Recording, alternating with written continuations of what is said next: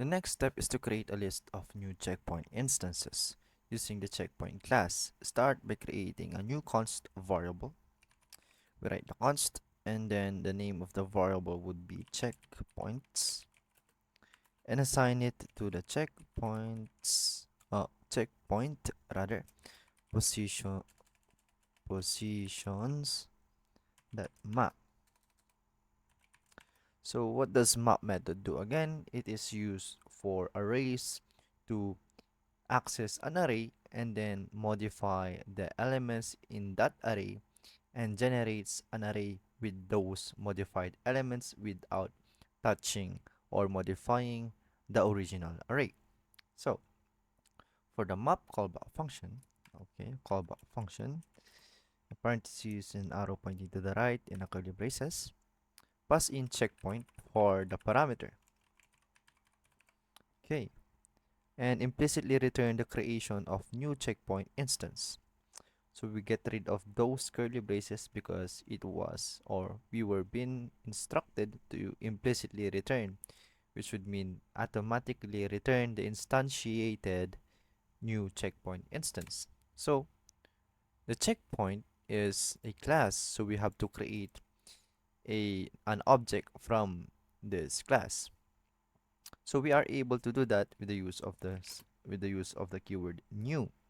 So we create a new object from the checkpoint class. Okay, with the checkpoint.x, checkpoint.y, and checkpoint.z values passed in as arguments. Okay, checkpoint x, checkpoint y, then checkpoint z.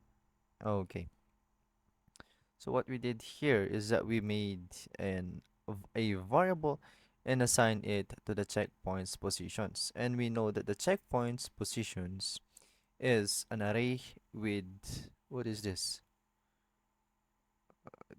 distance, position. Okay, so this is an array with a list of checkpoint positions. Okay, and we are to map that, so meaning we have access this and then we have to modify each of these um, elements which are an object and then generate an array with these modified elements without actually modifying this original array. So we did that, and with the condition of the map method is that each checkpoint object, these are the object, we just named it checkpoint.